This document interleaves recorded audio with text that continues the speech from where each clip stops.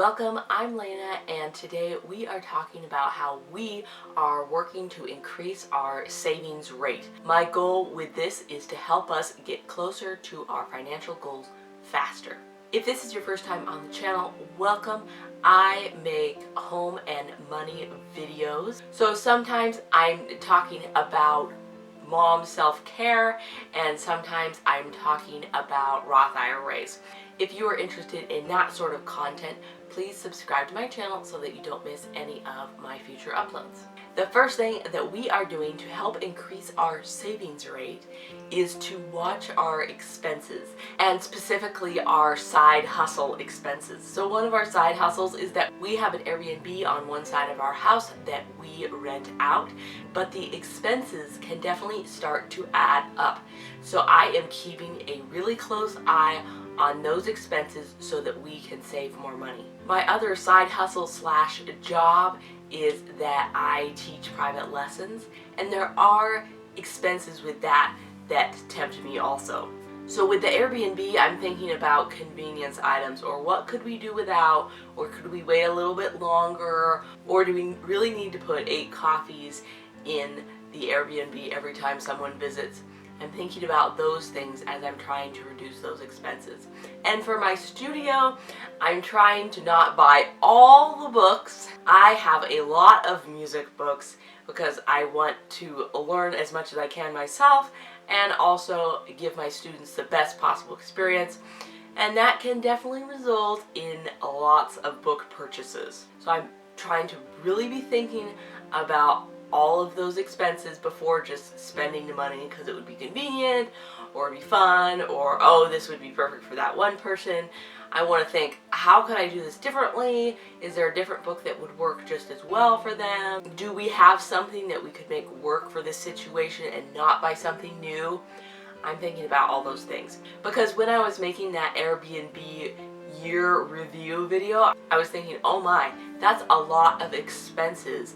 I wonder if all of those were totally necessary and what we could cut down on and still provide our guests with the same experience. My next strategy to help us save more money is to put all extra money in the savings account right away. And I have touched on this in other videos, but this is so important, at least for us. Whenever we get some extra money, sometimes the extra ends up on the whiteboard on our fridge, and then I just start finding things to spend it on. So say we have just done the Airbnb budget and there's a couple $100 extra. If we put it on the board as positive money, it gives us this sense that we have money to spare or money to blow, and we're like, well, you know, maybe we should do takeout tonight.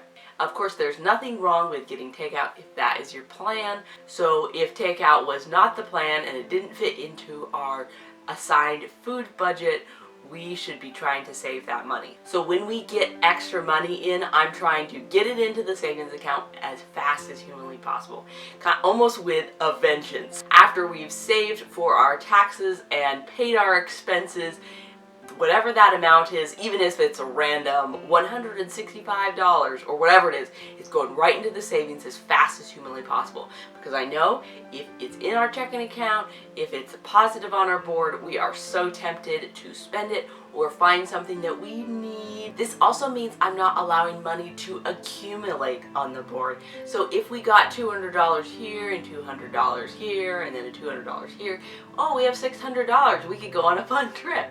But if we were not planning or saving for a trip, that $600 positive on the board is so dangerous because I'm like, hey, we could go spend a few nights somewhere or do something fun.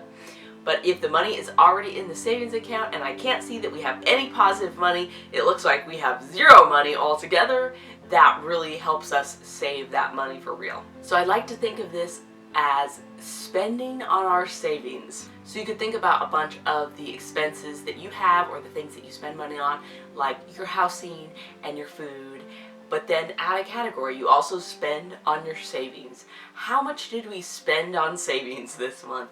And can we get the highest spending on savings as possible? I think this is a little mind trick, at least for me, because like, look at all this money we spent on savings. And then everybody's happy because I felt like I spent some money and we're saving money.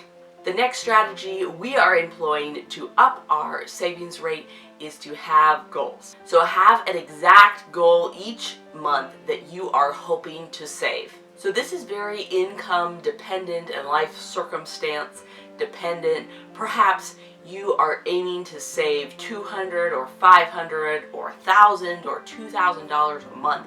It really depends on what it's like for you, because you need to adjust your goals to what your life is really like. But having that very concrete savings goal is so important. Track that goal that you have made every single month. So maybe it's on the whiteboard on your fridge and it says minus $500, and you know that you owe your savings account $500 every month. So that could be one way to track it. Another way to track it could be a chart. And you've heard me talk about this before, but I love debt-free charts.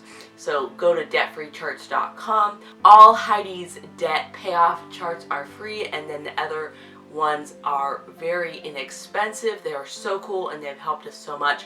So if you need an easy way to track your savings goals, check that out. But you do not need a fancy system or a fancy thing to color to track your goal. It could be a plain white piece of paper. It could be one of those money thermostat things, and you could just mark every single time you put more money in your savings how much it was, and then color in a little bit more. Whatever your tracking method is, you're making it work for you and you're making it visible. Celebrate your saving success every month, or maybe every single time you make a transfer into your savings account. We are planning on investing the money that we are trying to save, but the first step is to get it out of our checking account into our savings account, and when we make a deposit into our investing account, we're pulling out of our savings account to make that happen. But every single time we are moving money into the savings account, celebrate. So sometimes I'm texting my husband and saying, hey, I got to put more money in the savings account. Or hey, did you know we've already saved $500 this month? Or hey, we just met our savings goal for this month. And when you reach that monthly goal, celebrate together. So maybe if the budget allows, maybe you're going out to dinner. Maybe you are making a special meal like pancakes or waffles or whatever's special to you. Maybe you are just turning on some music and doing a happy dance. We want to get excited about savings so that we want to repeat the process. Make sure your small monthly goals are relating to your yearly goal. So if your yearly goal is to save $12,000, that means that you need to save $1,000 every single month. So those two goals are related. Saving $12,000 sounds like a big deal, and it is a big deal, but saving $1,000 a month seems much more doable. So these goals are related so that you can keep track that you are on track to meet your big goal. My next strategy is to pay yourself first. I know this term is thrown around a lot in the financial community, and it's always been a little bit confusing to me. So the whole point of paying yourself first is to make your savings a priority in your life so that it actually gets done. A lot of things I just talked about are all about making savings a priority in your life. How can we bring the idea of saving money into the forefront of your mind so that you're thinking about it often and you're doing it often? So this is the idea of paying towards your goal. If your goal is to save that $1,000 a month, you're paying your savings account towards your goal, which means you are paying yourself first, or you're paying your future self first, especially if you're investing that money, because you're investing that money for the future so that future you will be happy with your financial situation. You are paying your future self before you are paying your present self. So you are paying your future self before you are buying those new clothes, those new shoes, or whatever tempts you. I'm just speaking from experience because I'm always tempted to buy more clothes because there's an online sale and this dress looks like it would be perfect and you can nurse in it. But Prioritizing savings sometimes means that you are prioritizing your savings goal before you are spending. Let me know down in the comments, what are your strategies for saving a little extra money? What has been helping you out this month to get you closer to your financial goals? It really helps this video out when you hit that like button. If you are interested in seeing more videos from me about money and home, please subscribe to my channel. YouTube will let you know when any of my new videos comes out. Thank you so much for watching. I really appreciate it. See you in the next one. Bye for now.